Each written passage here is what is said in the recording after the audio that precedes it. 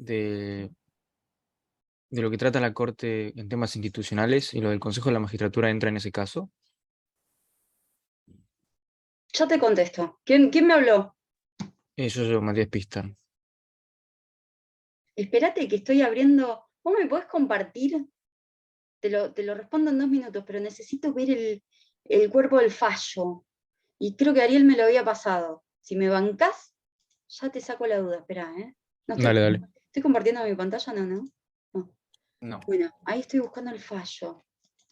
Ariel. Mira.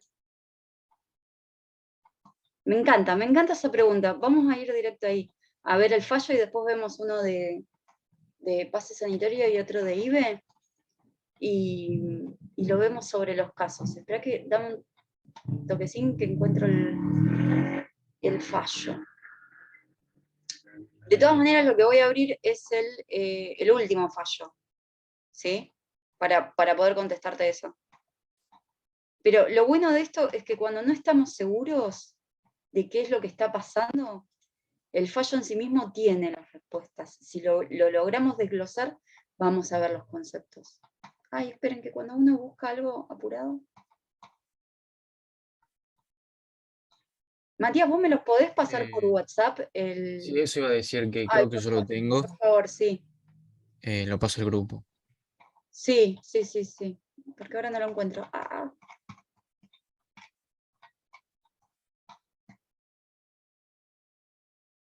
Lo encontré justo, pero bueno. Bien. ¿Lo paso o no? Déjalo también en el grupo, sí. Porque yo el que Bueno, tengo está marcadito, digamos. Ya está resumido. A ver, vamos a ver qué ahora. Ahí está. Bueno, mira, lo voy a compartir sobre el.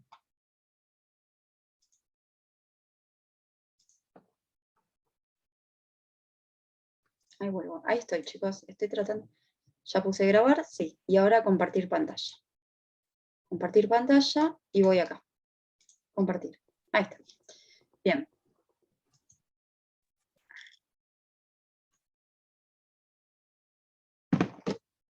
Este fallo, el de diciembre del año pasado, que cambia, a ver cómo resumo todo, ¿no? Pero cambia la integración y afecta la aplicación de la ley que estaba vigente del concepto del Consejo de la Magistratura. Cuando queremos entender cómo es que intervino la Corte, vamos a ir despacito. Por ejemplo, lo primero que vamos a ver es la carátula. La carátula ya nos va a dar muchas pistas. Con la carátula me refiero al nombre del expediente. Y eso ya nos da muchas pistas. ¿Por qué? Porque vamos a tener quién es la parte actora, quién es la parte demandada y cuál es la materia sobre la que trabaja ese caso, esa causa. ¿Sí? Entonces, por ejemplo, como legitimado activo tenemos el Colegio de Abogados de Cava. Como legitimado pasivo, ¿sí? Tenemos al Estado Nacional. La carátula misma acá nos aporta, cosa que no es usual, la norma sobre la que se está debatiendo, que es la ley 26080 y el decreto 816 del 99. Y después dice sobre proceso de conocimiento. Bueno, acá es interesante porque en general las materias más usuales suelen ser los amparos, porque la figura del proceso de amparo viene a proveernos de una herramienta para cuando lo que se encuentre en debate o en discusión sea un punto de la Constitución. ¿Sí? El propio artículo 43 nos provee esa definición de la acción de amparo. Pero también podemos encontrarnos con acciones declarativas de certeza, que son un poco más complejas, y en este caso nos aporta la figura de proceso de conocimiento, que es una materia compleja, digamos, porque es una materia abierta les pongo un ejemplo, si yo digo el despido, yo sé, todos sabemos de qué estamos hablando, ¿sí? Pero hay ciertas materias donde la parte actora lo que viene es a explicar el daño y a debatir la norma, pero con una figura abierta, que es el proceso de conocimiento en este caso, y que puede ser la acción declarativa de certeza, que apunta en forma más directa a la norma, ¿sí? Se va a producir pruebas, se va a ofrecer pruebas, se va a producir prueba y va a tener lugar un proceso con todas las intervenciones correspondientes y también la sentencia, pero en este caso, como es una figura muy abierta, tenemos que además ir al corpus, ¿sí?, de la causa para entender qué es dentro de lo que se pidió en esta figura, ¿sí? Porque a veces la figura nos dice el motivo y a veces no. Este es un caso en el que no nos dice el motivo de fondo. Y entonces tenemos que ir al cuerpo de la causa. No obstante lo cual, queda sujeto a la estrategia que plantea el abogado para cada caso. Y hay otras veces, y hay varias ocasiones donde se plantea una figura, la que veníamos hablando antes de cortar con Ezequiel, que era el caso de la presencialidad de las clases, es un caso donde se utilizó la figura de amparo, pero se citó la gravedad institucional. Pero la gravedad institucional no fue la materia, ¿sí?, la figura que se ocupó, que se usó para solicitar lo que se pidió en esa ocasión. En este caso me animo a decir, a medida que lo voy viendo, que no se utilizó la figura de gravedad institucional, ¿sí? Puede suceder que en el cuerpo de la sentencia es lo que dicen los ministros, ¿no?, de la Corte. A través de sus votos componen el fallo. Ahora, lo que tienen de bueno los fallos es que en sus vistos y considerandos lo que hacen es recuperar lo que dijeron el actor y el demandado. Entonces nosotros, a través del fallo, sabemos que está hablando la Corte, pero lo que hacemos es tratar de identificar qué es lo que dijo el actor y qué es lo que dijo el demandado, porque eso va a estar plasmado, ¿sí?, siempre hablando el juez en tercera persona. Dijo la actora, o dijo, ¿me disculpan un segundo? Perdón, ya estoy. Un segundito.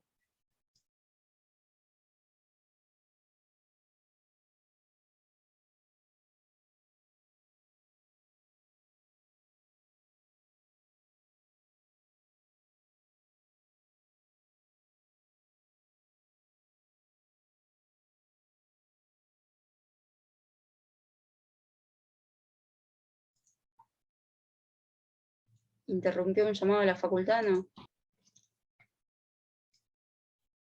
Vino bien que nos estuviera grabando. Bueno. ¿Estoy compartiendo pantalla o no? No. No, no se ve. No se ve. Bueno, ahí va.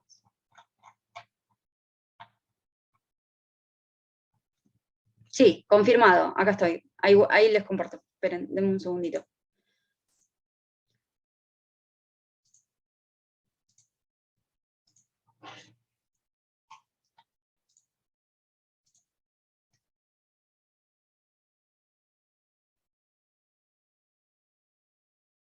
Que la ley 26080 debe ser declarada inconstitucional porque hay una demostración concluyente que a lo largo de 16 años de vigencia se ha quebrado la regla de no predominio y surgieron falencias que ponen seriamente en riesgo la independencia del Poder Judicial, que la sentencia en recurso que declara la inconstitucionalidad de la ley 26080 debe ser revocada, tampoco corresponde declarar la inaplicabilidad de la ley.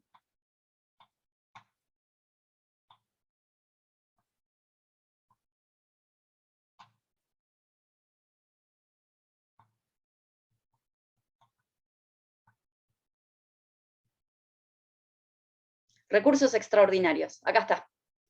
Acá nos provee. interpuestos por el Ministerio de Justicia, honorable, está bien. Perfecto. No, esto llega a la Corte a través de un recurso extraordinario, no llega por la instancia de gravedad institucional, ¿sí? Ahí al final, ustedes siempre fíjense al principio y al final, qué es lo que les aporta en términos de materia y de proceso o procedimiento. Pero no, les voy a mostrar otro, este igual después lo vamos a trabajar por privado en todo caso, con los que están trabajando este tema, pero déjenme compartirles un segundo. Ah, está, miren, déjenme compartirles este. Si no es mucha molestia.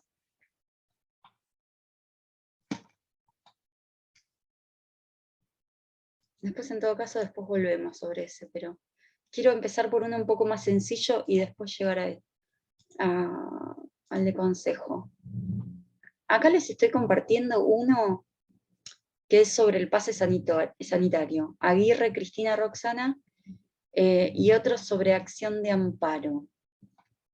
Acá se comieron en la carátula, realmente fue un error de redacción, que el legitimado pasivo es la provincia de Buenos Aires, ¿sí? Entonces tenemos de actores a un grupo de personas, demandado la provincia de Buenos Aires, y ellos, por ejemplo, lo que utilizan es la figura del amparo, ¿sí? Porque el amparo en el artículo 43 es bastante flexible en cuanto a que cuando nos dice que cuando se encuentra afectado un punto de la Constitución, se puede interponer en forma expedita la acción de amparo, ¿sí?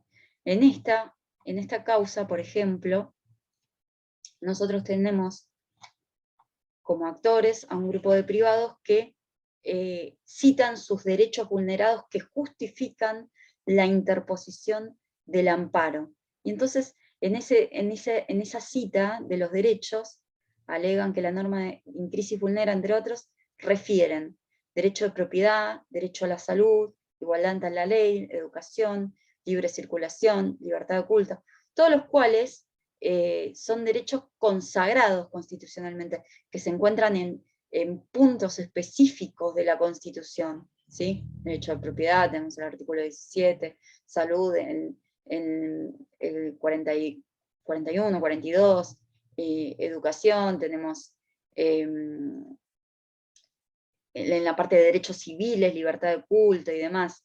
Entonces, alegan una afectación directa a puntos concretos de la Constitución.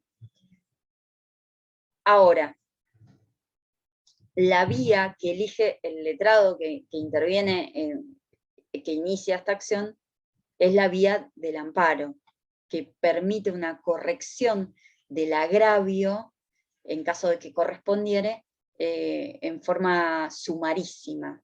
Esto es, en un plazo no mayor a 5 días. E inclusive en este caso, como era, creo que era en feria judicial, habilita inclusive días y horas y feria judicial. En el desarrollo de la sentencia, nosotros vamos a encontrar dónde comenzó, cuál fue la primera instancia de la causa, cuál fue el primer magistrado que intervino, qué fue lo que decidió ese primer magistrado, que dijo, en este caso dijo que era improcedente la vía del amparo por diversos motivos, cuál fue la intervención que se le dio a la contraparte, qué es lo que decide hacer la parte lesionada en la sentencia frente a la sentencia en contra.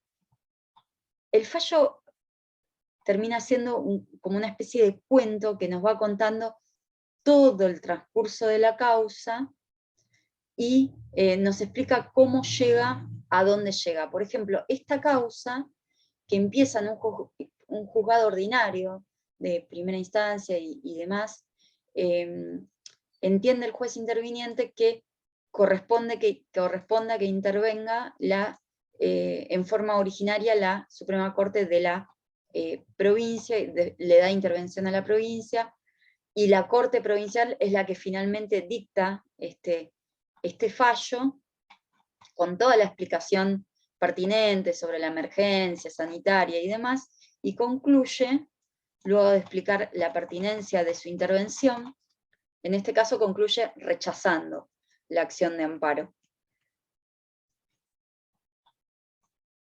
No hace lugar a la medida cautelar que piden, siempre en el contexto de un amparo se pide una medida cautelar porque se entiende que el daño que opera es un daño inmediato, que debe tener una resolución inmediata. En este caso se considera que no están dados los presupuestos necesarios para que tenga lugar la medida cautelar solicitada, y bueno, y termina siendo rechazada. Después, por otro lado, les quería mostrar esta, que es sobre, pero estos son 2 párrafos, no tengo el fallo entero, justamente, en realidad lo que les quería traer para clase son estas 2, lo otro surgió después, pero esta es un juzgado federal de primera instancia, que es sobre la interrupción voluntaria del embarazo, ¿sí? Es una acción que se presenta, una acción de amparo también, que se presenta para que se deje sin efecto la vigencia de la interrupción voluntaria del embarazo y el protocolo que está vigente de la ILE. Y lo que es interesante porque en esta el juez claramente dice, se decidió, que no existió caso en los términos previstos por el artículo 116, ya que el sistema federal argentino no prevé el cuestionamiento directo por parte de un ciudadano de la constitucionalidad de una norma en abstracto y mucho menos con efecto erga omnes. Acá el juez de primera instancia que la rechaza, explica por qué la rechaza y explica por qué no hay parte, por qué la persona que se presenta, porque presentar podemos ir todos a una primera instancia, presentarnos y decir que nos está agraviando algo, pero puede que eso no esté sucediendo en realidad. Y en este caso no era una persona que ni que quería abortar ni que quería no abortar, es decir, no tenía una relación directa con un caso de interrupción del embarazo, sino simplemente era una abogada que se dedica al fuero familia, y se sintió agraviada porque no coincide, digamos, con sus posturas personales, la vigencia de esta norma, que eso puede suceder, que no coincida con las posturas, con lo que uno siente correcto o no siente correcto.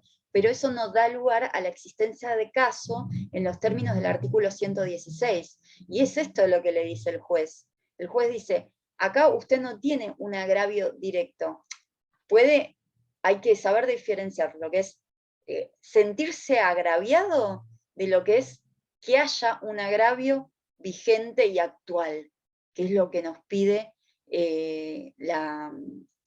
nos piden las leyes regulatorias del procedimiento judicial, ¿sí? Entonces dice, no existió caso, hacia el final acá abajo, no existió caso en los términos previstos por el artículo 116, ya que el sistema federal argentino no prevé el cuestionamiento directo por parte de un ciudadano de la constitucionalidad de una norma en abstracto y mucho menos con efecto erga omnes.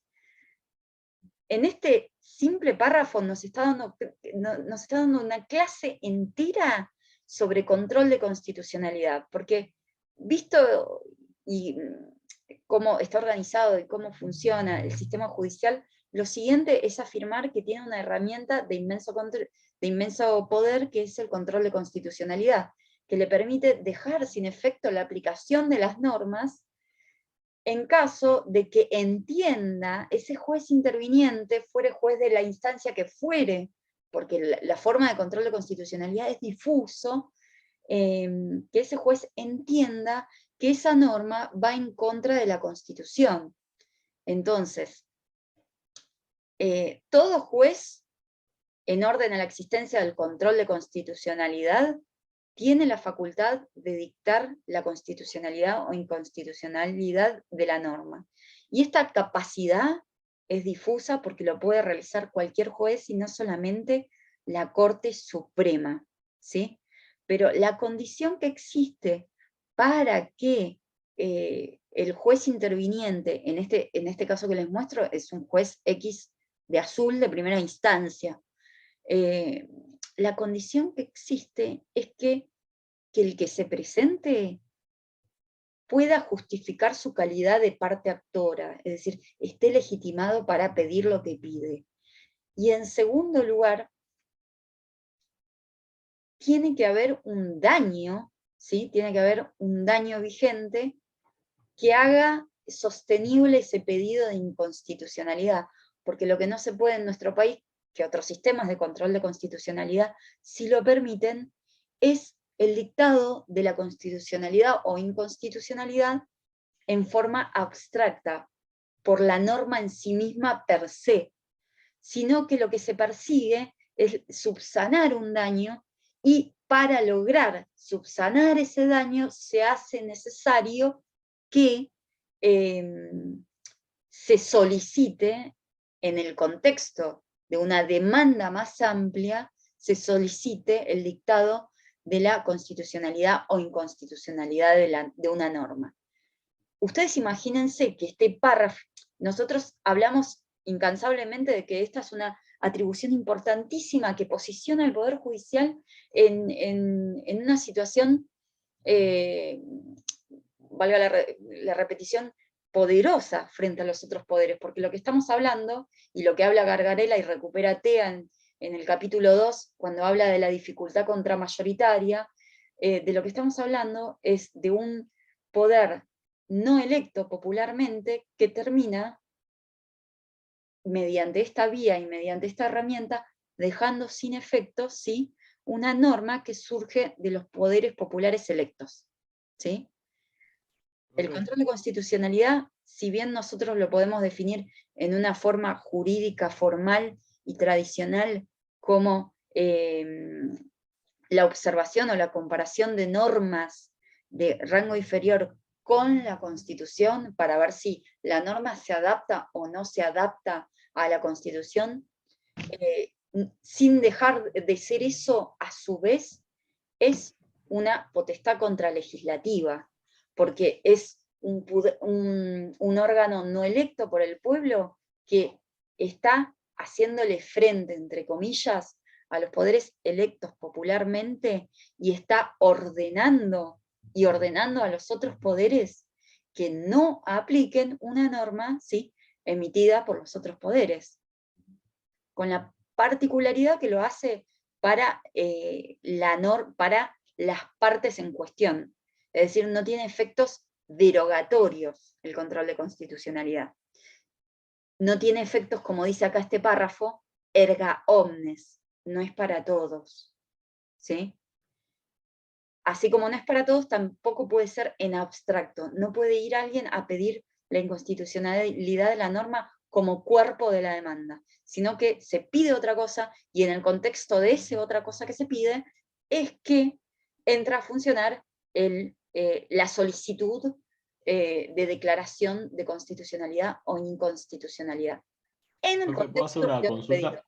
Sí. ¿Quién habló? Luciano. Luciano. Sí. Quería preguntar, este caso, ¿no? La abogada se presenta dentro de lo que son las categorías de legitimidad que plantea TEA, se presenta como derechos de incidencia colectiva que tienen por objeto bienes colectivos, ¿sería? Que ella se presenta, no Sí. digo que sea legítimo. Perfecto, Luciano. Y Sí. Y después, ella es una abogada de familia, ¿no? Sí. Podría haber, porque justo estábamos con el IBE nosotros, la defensa del IBE, en mi grupo. ¿la abogada podría tener algún tipo de representación que aplique para este caso? Obviamente de familia no es. ¿Existe actualmente algún tipo de representación que no sea de familia, obviamente, que aplique? Como para ver la veracidad de los planteos, ¿no? A ver si De por sí, sí. no sé si entendí del todo la pregunta. Es decir, ¿en qué calidad se podría haber presentado ella que no sea esa? Claro, para ver la veracidad, ¿no? Cuán cerca está de ser veraz lo que planteaba, ¿no? Quizás ni siquiera hay una representación eh, legal o formal. Eso se puede constatar cuando una persona se presenta en representación de por ejemplo, de una ONG o de una personería jurídica más amplia. Esa representación está registrada, no hay ningún problema, se puede constatar. Claro. La pregunta de fondo es si realmente hay un daño para esa comunidad que representa. En este caso, es fácil que no, porque se presenta como abogada de familia, que no es nada en sí mismo. Ni siquiera coincide el afectado, digamos. Claro, es que no hay afectado directamente. Ujú. Ella no es afectada. Ella lo que no logra es darle soporte a su calidad, a su legitimación activa. No tiene forma. Quizás en eso que planteas vos, en términos de representación de alguna organización colectiva, facilita un poco el camino, pero tampoco, porque vos te sentís agraviado si te produce un daño concreto, pero en el caso de la IBE, con que no la uses es suficiente. Claro. Y podés... Y no es obligatoria. Claro, exactamente, no es obligatoria. Bueno, si alguien que integra esa comunidad termina teniendo un embarazo no deseado, no la utiliza y punto. Distinto es con... Profe, ¿podemos establecer un paralelismo, digamos, con la ley del matrimonio igualitario o del divorcio vincular en su momento? Es que ahí pedían algo concreto. En este caso no hay nada concreto porque ni la mujer está embarazada ni nada, pero en ese caso había personas que no podían disfrutar de derechos que provienen del matrimonio igualitario. Te pongo un ejemplo, los derechos hereditarios entre hombre y hombre. Si no se concretaba la figura del matrimonio igualitario, no había posibilidad de que de que una pareja del mismo sexo tenga acceso a derechos hereditarios. Entonces, ahí hay un pedido concreto y fuerte, que es que tengan los mismos derechos que una pareja heterosexual, en una cuestión muy concreta. Y ahí sí se puede registrar un daño, porque ellos digamos, no hay a futuro una disposición justa de los bienes, en términos de que se configuran en la práctica como una pareja homosexual es exactamente lo mismo que una, a mi juicio, ¿no? Exactamente lo mismo que una pareja heterosexual. Entonces, ¿por qué no va a disfrutar ese derecho, por decirte también, el derecho a disponer, a decidir sobre su salud en situaciones de última operaciones y demás, donde las parejas no podían, había que llamar a algún pariente por el que quizás no tenía contacto para que se acerque y decida, cuando el que estaba día a día era la pareja. Entonces, digamos, en eso la comunidad tenía daños concretos y tenía reclamos concretos. Entonces, si bien te da cuenta que fueron rechazados en el año 93 y después en fallos más recientes fue ordenado esto, y después esto es tomado por la legislatura y finalmente se llega a una legislación acorde, ¿sí? Ahí sí, en las primeras acciones que fueron las que le dieron vida a estas normas, porque en realidad son normas del matrimonio igualitario, divorcio y demás, sobre todo las de género, ¿no? Que surgen, primero, no surgen de la legislatura de un día para otro, sino que surgen de reclamos individuales y de fallos individuales. Es decir, jueces que se animaron a decir, no, bueno, lo que dice el Código Civil está mal, porque acá yo tengo una pareja igual que cualquier otra. Entonces ahí nace, muchos dicen, bueno, la ley de matrimonio igualitario es el nacimiento, no, el nacimiento es antes, el nacimiento es cuando fueron a la justicia los primeros que pudieron, y los primeros jueces que dictaron esos fallos a favor, que luego dieron vida finalmente a la norma que surge de la legislatura, ¿sí? Pero ahí es mucho más concreto el daño, digamos, el reclamo, el agravio, todo. Es más claro que en el fallo que les estaba mostrando de una abogada que se sentía ofendida, digamos, por la mera vigencia de una norma. No la usás y punto.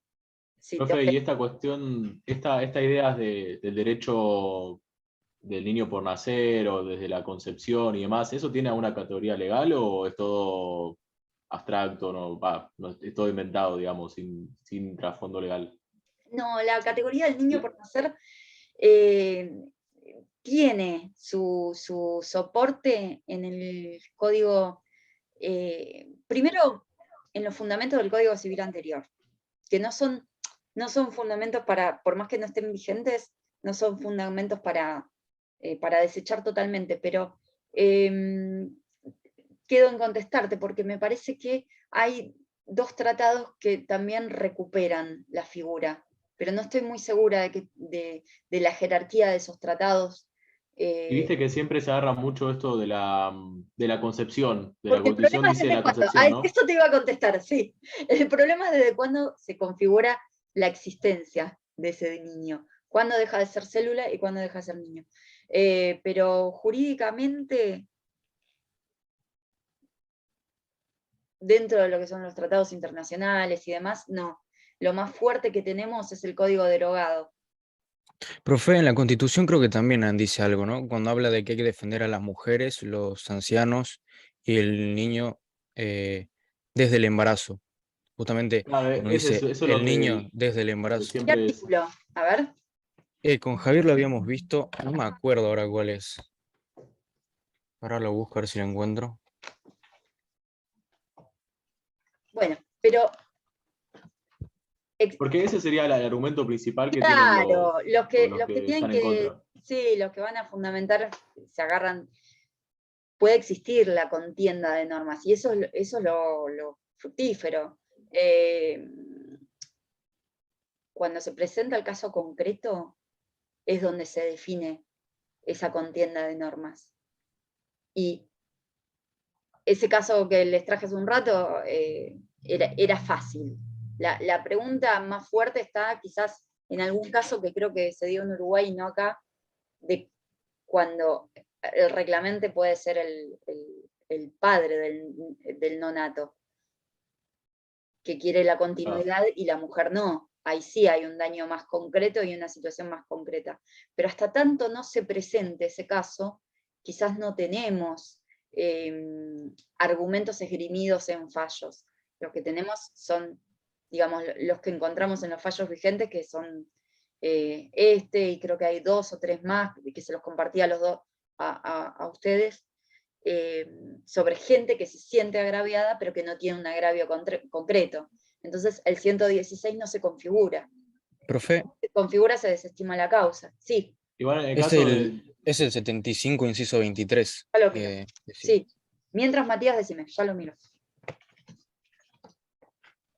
Matías, ¿estaba hablando? ¿Tristán? No, Luciano. Luciano. no, que en este no la tengo muy no conozco tanto la ley del IBE, pero acá, por ejemplo, en Argentina, la que tiene la legitimidad sería la mujer. No hay una legitimidad de parte de padre y madre. Legitimación activa, es decir, la capacidad de presentarse. Sí. La legitimación activa fue mucho más fuerte antes de que entrara en vigencia la ley, porque se solicitaba la aplicación.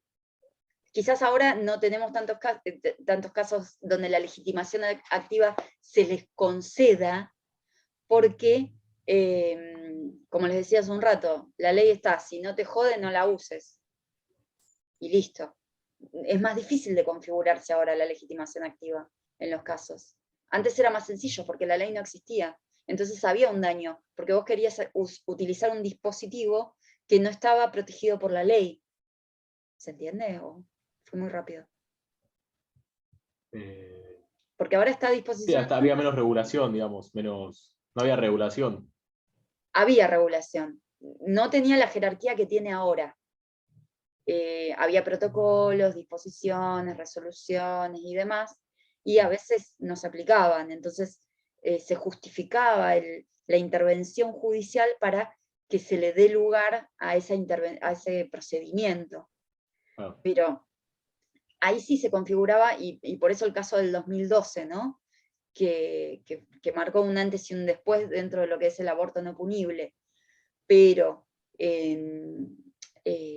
después de la vigencia de la norma, aquellas legitimaciones activas que iban por el lado del uso real